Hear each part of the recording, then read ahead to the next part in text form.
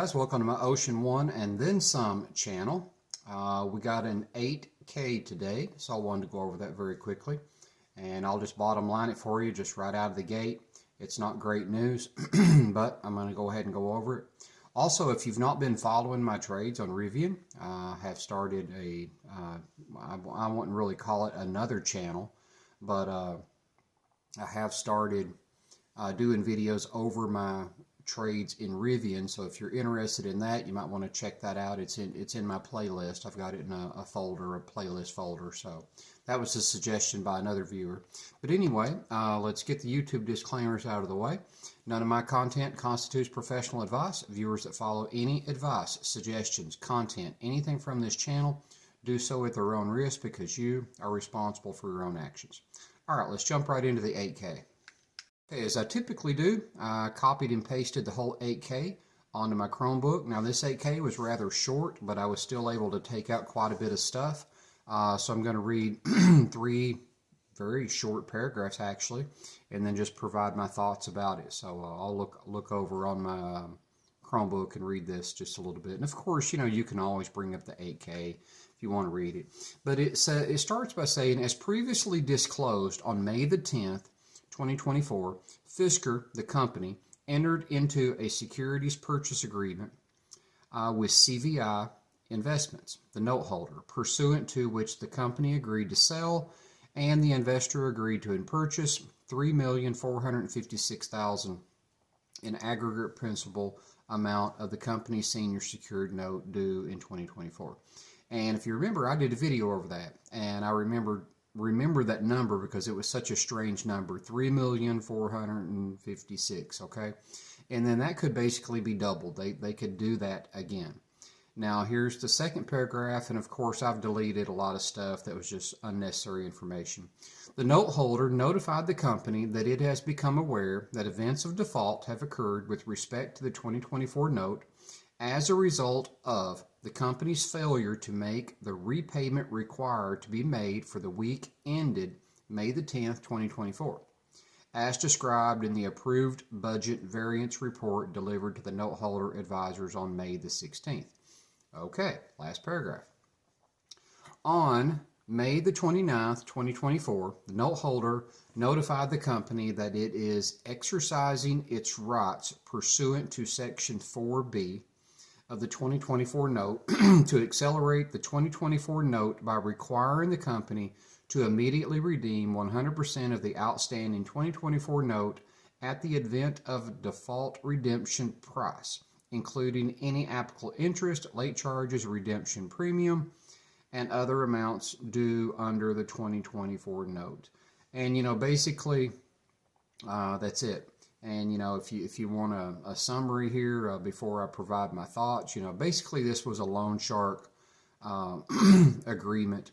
And, you know, here we are. We're in default again, on default, on default. Now, I'll provide my own personal thoughts. Okay, what's my personal thoughts on this? My personal thoughts are, you know, I want Fisker to survive, but it's looking more and more unlikely that, you know, Fisker is just going to pull off this miracle.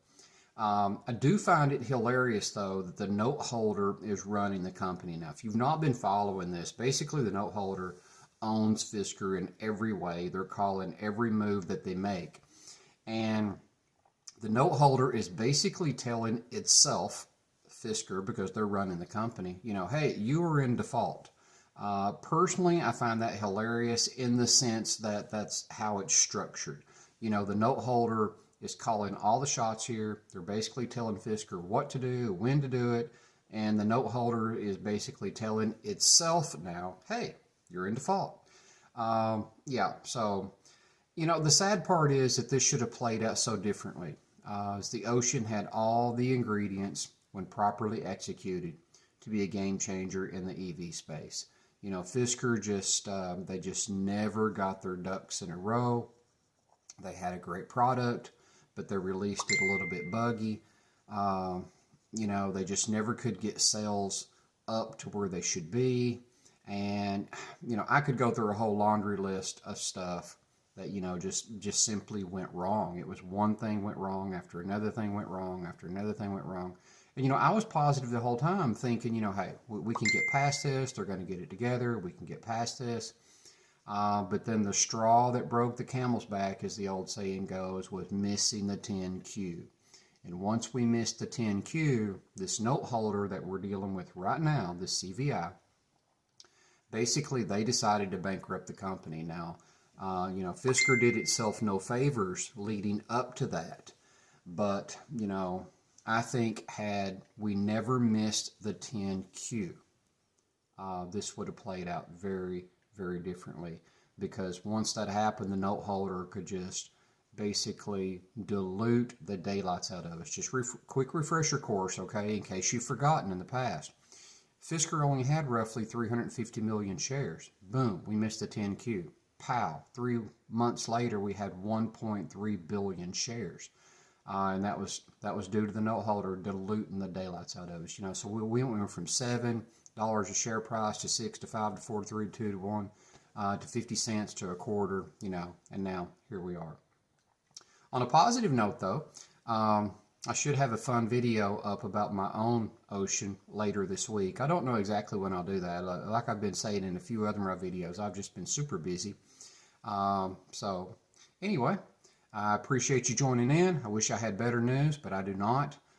This is just another death by 1,000 cuts. You know, I hope we get positive news somewhere, but you know, today's news was not it. Without a buyer coming in, without an investor, you know, we can't restart production, and it's simply over for Fisker. Now, my best guess personally, as I'm wrapping up here, is Fisker goes into Chapter 11, and in Chapter 11, our best hope is that an investor comes in and wants to buy the company on the cheap, and they do, and Fisker lives on. So those of us that are Ocean owners like myself, you know, can still get warranty work.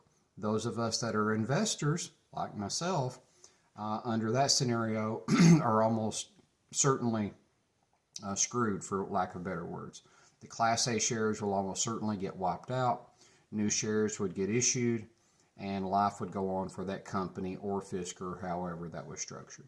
Anyway, all right, guys, thanks a lot. Thanks for joining in, and I appreciate my audience. And until next time.